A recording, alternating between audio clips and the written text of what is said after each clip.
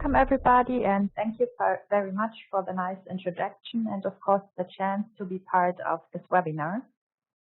Our research group is working on a gene therapy for HIV positive patients to make T cells resistant towards the virus by knockout of the main co-receptor CCR5.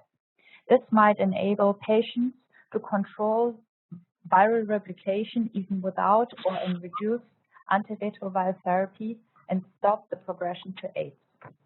Our gene therapeutic approach includes the isolation of CD4 positive T cells from blood products or leukapheresis, followed by the mRNA electroporation of our tail nuclease, which leads to CCR5 gene editing and hence HIV resistant cells. Those cells can be expanded and then reinfused into the patient. Our approach can also be combined with other gene therapies, for example, HIV cure or the treatment of comorbidities like cancer. When I started with my PhD, our TALEN, namely CCR5 eucotalin, was already designed and assessed by our former colleague, Dr. Ulrike Abramowski-Mock.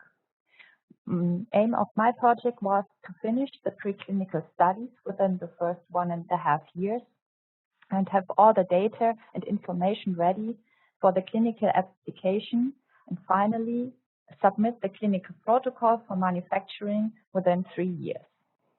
That was how we scheduled our project. However, this was how the reality looked like. So after 1.5 years, I was still working on the preclinical studies. And even though we started early for the search of an appropriate production device, it took us 2 years until we were able to start the pre-test at the CliniMACS Prodigy device. 2.5 years after I started, I decided to change the TALEN cleavage domain and also adapt the mRNA production to suit the needs for use in humans. This, of course, made new preclinical studies necessary. It took us 3 years to finally be able to start the establishment of our protocol at our own CliniMACS Prodigy device at the UKE. It took several steps for us to develop our manufacturing process. This first included the adaptation of our small-scale experiments to the at-the-end manufacturing process as it was planned. This included, for example, media, cytokines, sera, and beads we used. Moreover, as I already mentioned, I optimized our TALEN as well as the mRNA production to suit GMP manufacturing. Moreover, I performed the preclinical studies and also established a lot of new protocols and SOPs which were needed for quality control and release testing. In addition, until we were finally able to establish the manufacturing protocols, we needed a lot of training and of course protocol adaptation and pre-tests to actually at the end run the full process at the CliniMACS Prodigy. An important aspect of designer nucleases used for humans is the safety. So when I performed the preclinical studies, I also had a look at the off-targets caused by our TALEN. The TALEN activity I measured using next-generation sequencing, which showed us that we had TALEN activity in low numbers in some of the genes listed here, not only for the former already known off-target CCR2, but also for new ones. Interestingly, most of these off-targets were caused by binding of one TALEN arm only.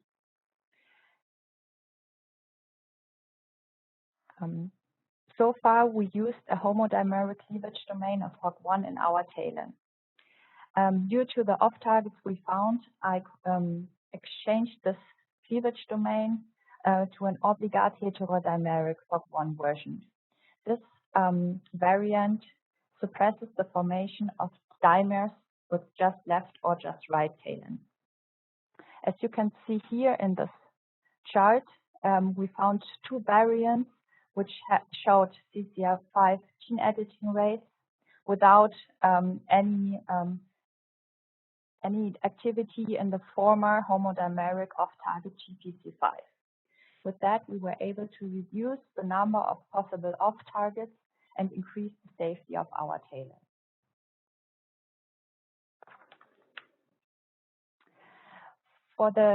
For our preclinical studies, we needed large amount of mRNA. Until then, we used mRNA made in our own lab. However, we could only produce small quantities and the qualities varied from production to production. Therefore, we purchased a larger amount of TALEN mRNA produced by the service provider TriLink and compared CCR5 gene editing rate of this mRNA to our self-made mRNA. You can see in the bar chart for two different concentration of mRNA. The company produced mRNA was much less variable and had a much higher knockout rate, even though we used the same RNA concentration. Moreover, I also optimized the mRNA production for large-scale application and integrated the poly-A tail already inside the production plasmid. Both types of mRNA, as you can see in the bar chart below, comparing the vector-derived poly-A tail and enzymatic added poly-A tail showed the same CCR5 gene editing rate. However, with the integration of the poly-A tail inside the production plasmid, we could lower the production cost and also had a more stable poly-A length, especially between the production batches. Another important point to consider when establishing a GMP conform manufacturing process is the use of serum. Human serum can vary in quality and in composition, leading to variation in production. Therefore, one of our master students, Jan Müller, tested the use of serum in our electroporation protocol. He cultured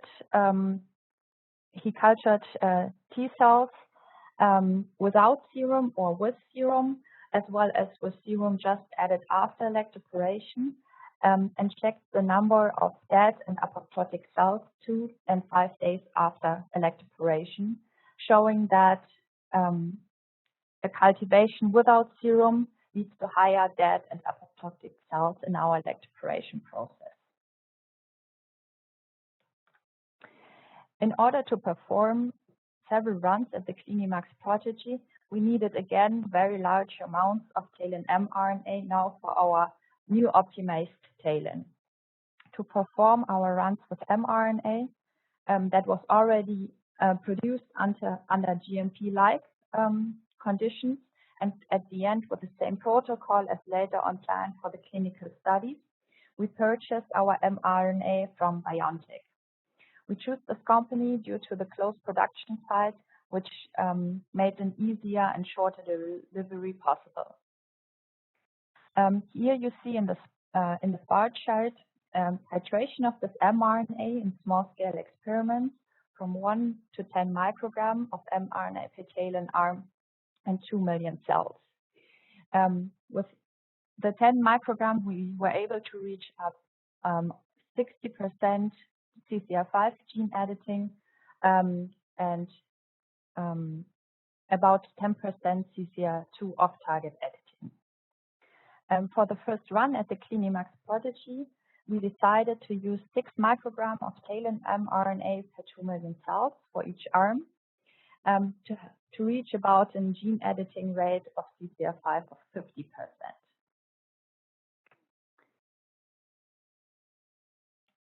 For the production of CCR5 edited T cells from HIV-positive patients, we decided to establish the manufacturing process at the CliniMACS Prodigy, as already mentioned.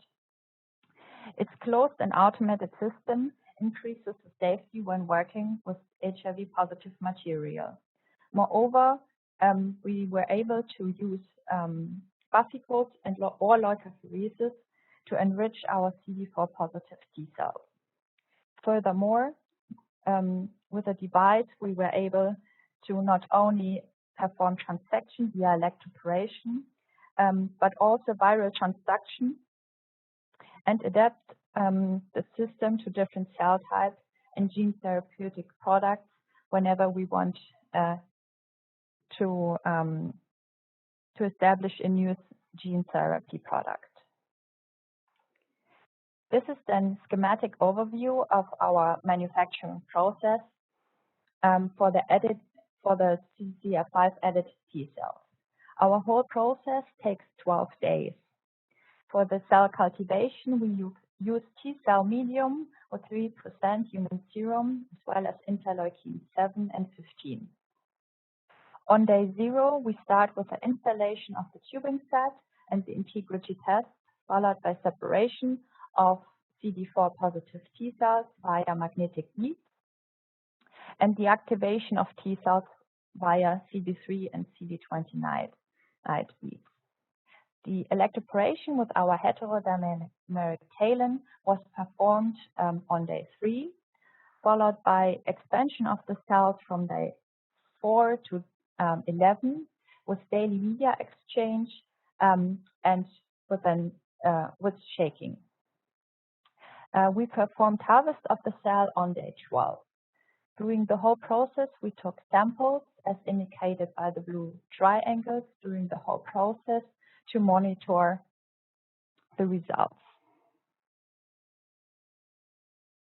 In total, we performed 4 runs with the just mentioned protocol. During one of the runs, we kept the culture in a steady condition during activation to monitor the cell appearance as seen in those pictures.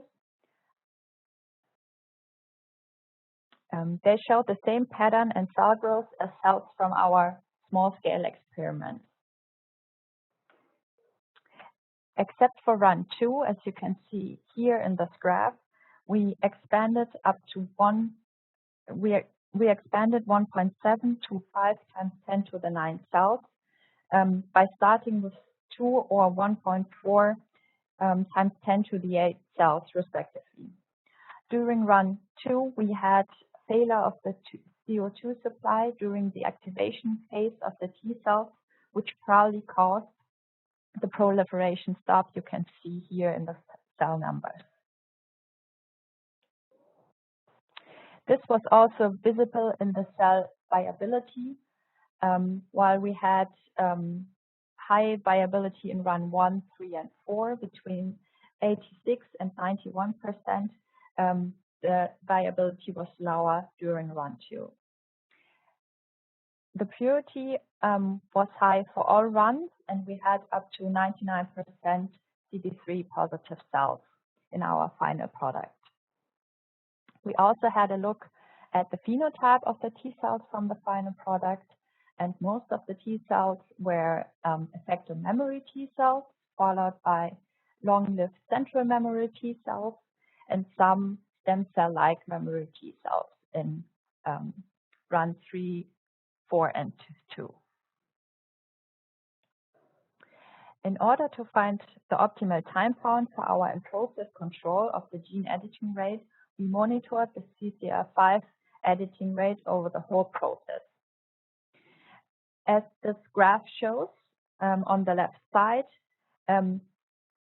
72 hours post-electroporation, the rate of CCR5 edited genes remains relatively stable throughout the end of the process.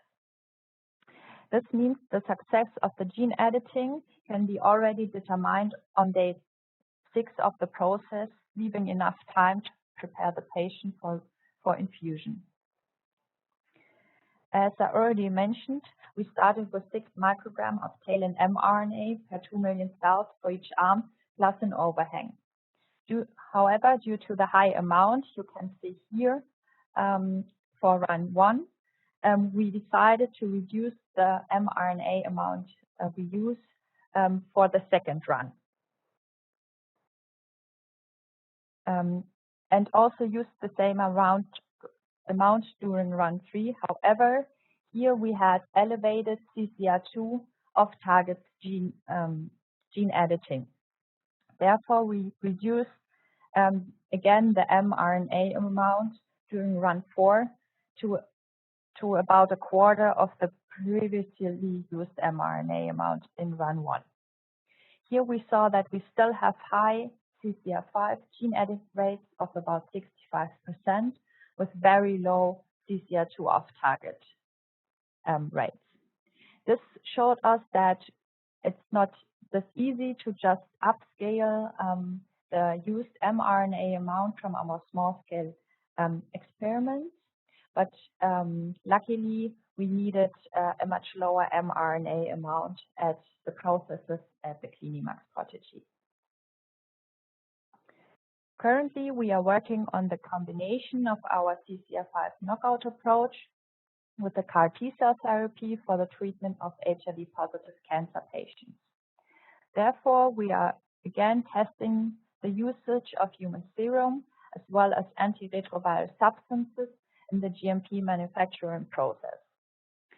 Moreover, we combine the two now established process protocols for the viral transduction of the CAR T cells with our just mentioned electroporation protocol, and also establish all needed quality control protocols, which are now based on the new regulation currently released by the EMA.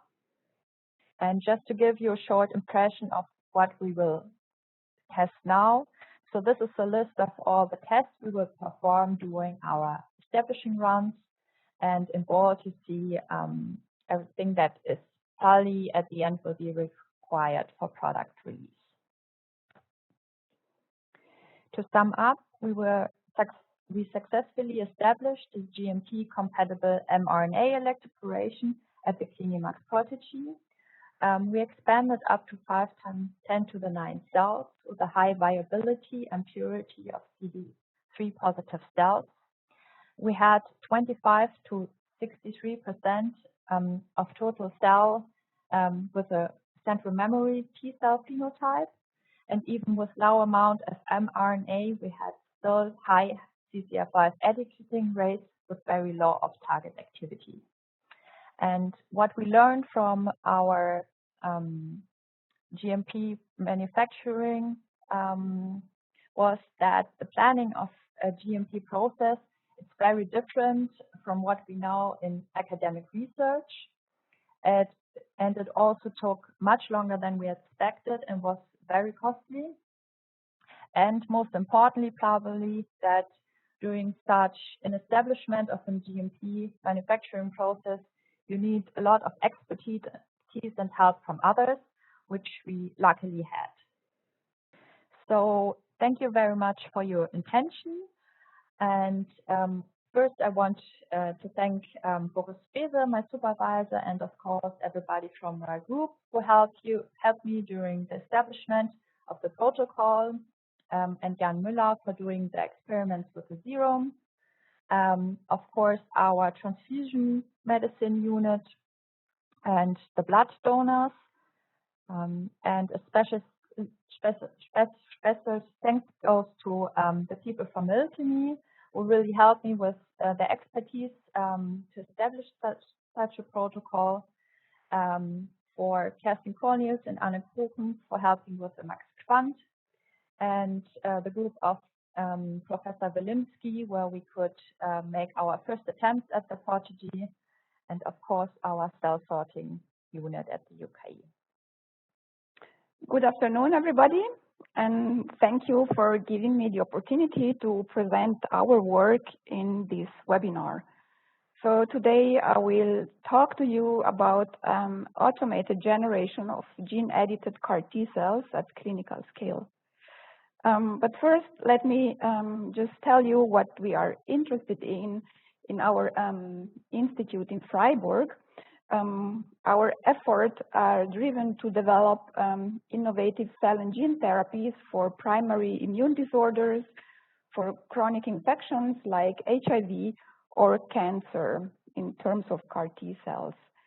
And these diseases are, we want to tackle on two platforms, either by applying genome editing on CD34 stem cells or on T cells. And this is based on tail nucleases, like we heard before, or on CRISPR-Cas. And of course, we aim at developing GMP compliant protocols. So let me give you an introduction a little bit of gene therapy. So there are several ways to transduce target cells. You can have in vivo approaches where you can inject your virus with the curative gene for diseases of the liver, of eyes, or the muscle, or go to the ex vivo approach. This is when you remove, like we heard before, patient cells, and then you manipulate them ex vivo, again with a lentiviral vector, and then you transplant them back in the patient. This has been done for hematopoietic stem cells, for other hematopoietic cells, and also for skin stem cells. So this is basically the conventional gene transfer, which is very efficient and so far doesn't really have a severe side effect if you use thin retroviruses. And these have proven a really great deal of clinical benefit because there are several therapies, like I listed here, ex vivo and in vivo for tumors or for other stem cell-based gene therapy. And these therapies even have marketing authorization here in Europe.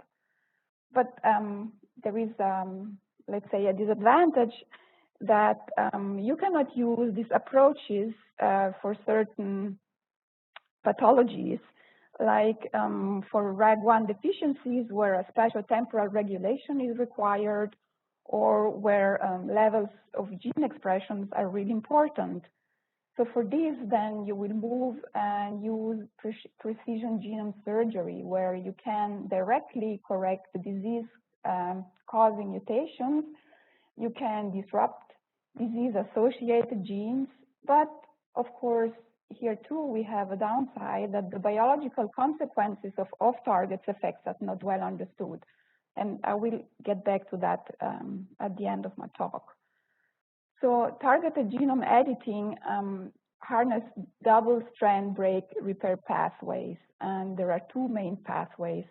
If we use the non-homologous end joining, you can achieve targeted disruption, like we heard just a few minutes ago, or harnessing the homology-directed repair. You will provide a donor template with a healthy copy, let's say, of your disease gene, and you will perform a targeted correction or a targeted integration for your gene of choice. And this has been shown by us and others that works really efficient and with high performances, for instance, in T cells and in stem cells as well.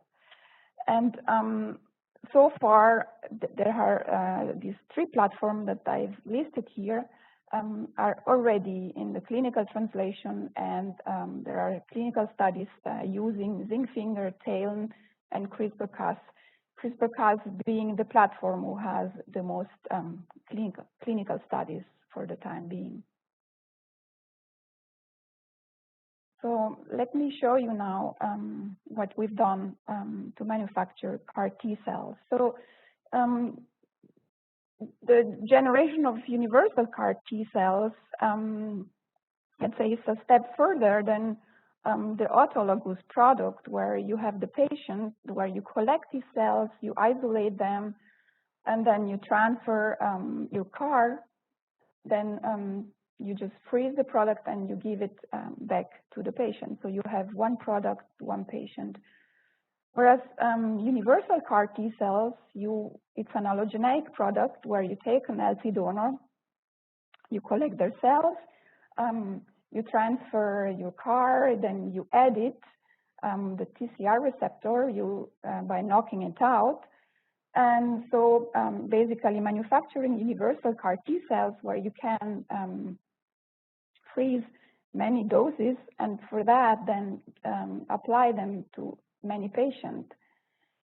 So the advantages are that often the patients are poor donors in terms of quality and quantity of of cells, and there are many manufacturing failure in this case. And this is not the case if you have a healthy allogenic donor where you have a robust manufacturing.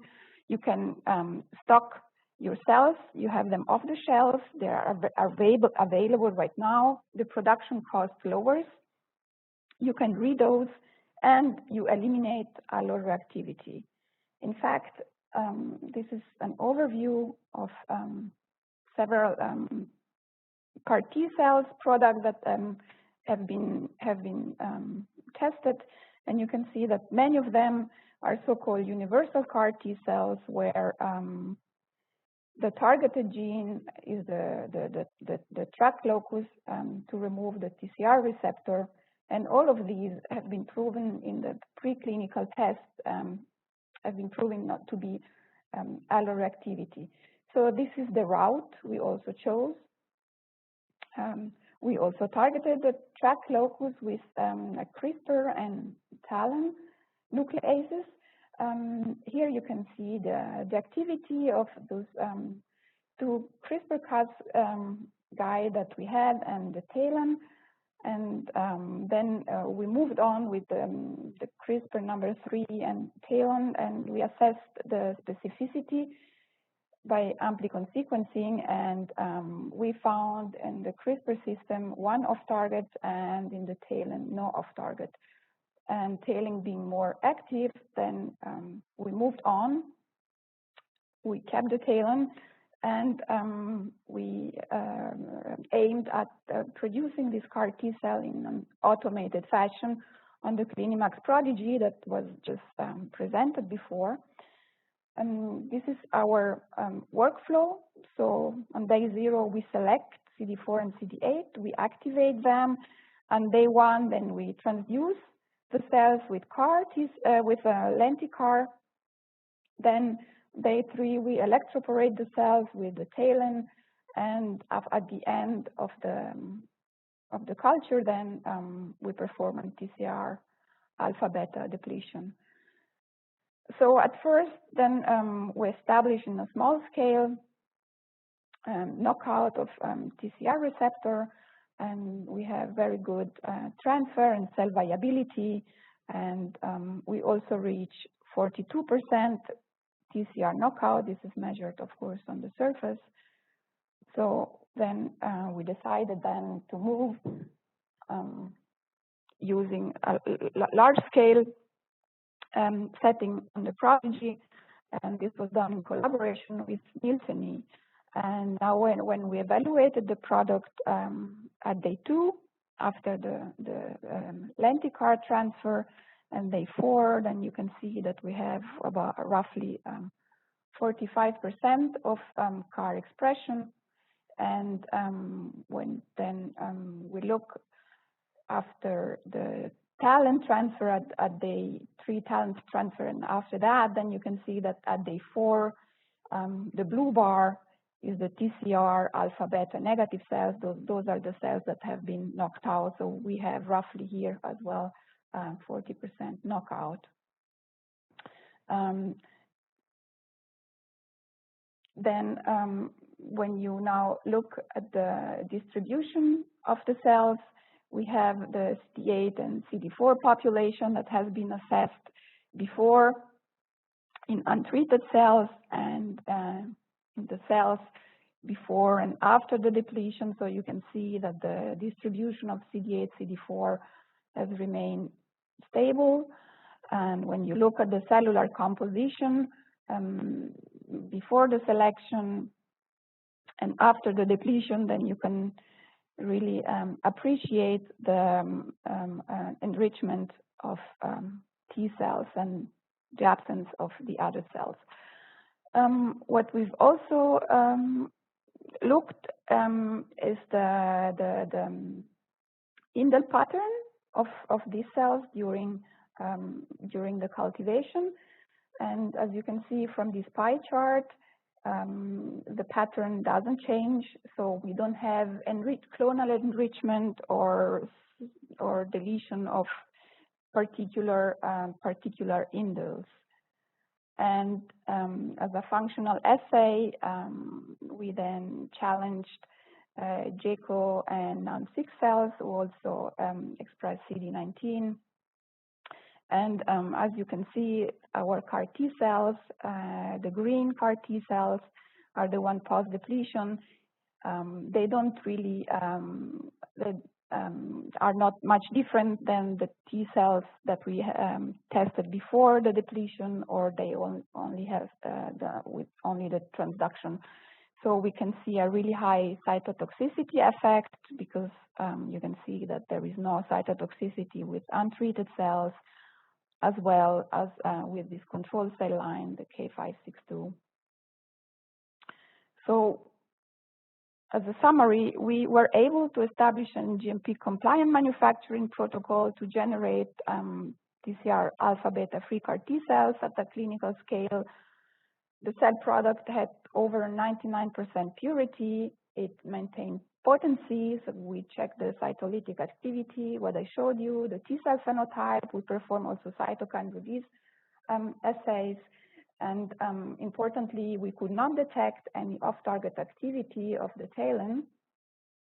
And these protocols really will facilitate the decentralized production of gene-edited CAR T cells.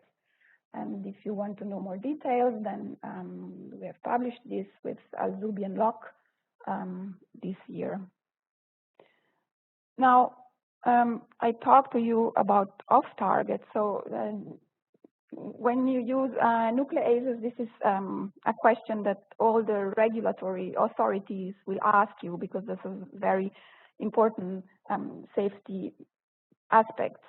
And the current assays, they detect basically indels at off-targets, and there are several possibilities. You have in silico prediction, you have in vitro assay, you have in cellular assays, and all of those they have drawbacks. And with these results, then you have to perform a risk assessment to identify your best performing nuclease. And of course, then you need to validate this in clinically relevant cell types. But besides this off-target, there are further side effects. For example, the translocation with indels that are caused on the off-targets, or you can have on-target large deletion or inversions, or even more, you can have chromotripsis or loss of heterozygosity. And all of these, they can lead to gain of function, loss of function, or a variation in copy number. And what we have developed is a novel comprehensive genotoxicity assay to basically detect translocation or deletion and inversion, so to identify lead candidates and perform preclinical risk assessment in relevant cell types. So this is basically the pipeline. You have you nucleophage, you treat your cells with your nuclease, and then after several days, then you can perform CAR-seq with 500 nanograms of genomic DNA, and this corresponds roughly to 75,000 cells. And then you go through the informatic pipeline. And this we validated in T cells, in keratinocytes, and non-human primates and mouse hepatocytes as well. So basically, this is how it looks like. I will not go through details, but a series of fragmentation, repair, linker, and PCRs. We are able, like you can see on the green bar below, to enrich the off-targets event and then perform our bioinformatic analysis. So CAS-seq can identify three major types of chromosomal rearrangements. So off-targets, one of this here is the off-target mediated translocation, OMTs.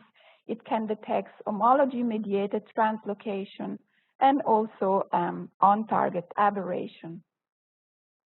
Then I will just give you a short example of one of these CAS-seq analyses we've performed on CCR5 target with CRISPR-Cas. So in this case, with the use of this particular guide, then CAS-seq analysis detected here that you can see in the circles plot several translocation, and you can see it on the right-hand side called OMT, as well as homology-mediated translocation on CCR2. And this was then verified by NGS sequencing on the off-target side. So in red, you can see that chromosome 1, 13, 19, and 22, these translocation were confirmed. And in black, then you have the on-target side, and in blue, then this is what on CCR2 we could not find any off-target because this was caused by homology repaired. So what can you do to mitigate this? For example, is the use of hi-fi Cas9. So this is what we did, and which is much more specific. And as you can appreciate in the graph, is that on chromosome 13 and chromosome 22, these off-targets effect that we see in the golden bars, these just decreased. And in fact, then when we performed CAS-seq again with these samples, then for chromosome 19 and chromosome 13 and chromosome 22, over time, then we were not able to detect anything, whereas for CCR2, then the off-targets effect was still there. So in this case, using a more specific nuclease can reduce the translocation frequency, but of course cannot prevent homology repair-mediated chromosomal aberrations. So in summary, CAS-seq is a quantitative diagnostic tool that can detect on-target aberration, and these independently of target site that we look at, it happens in 10 to 20% of the cells. We can detect homology-mediated translocation, and in our worst case, we had 1.6% of targeted alleles intrachromosomally, or 0.01% interchromosomally. And also, of course, off-target mediated translocation that can be mediated by the use of hi-fi CRISPR-Cas system, or then you might think about redesign your target site. And with this, I come to an end, and I thank you all for listening, and I would be happy to answer some questions.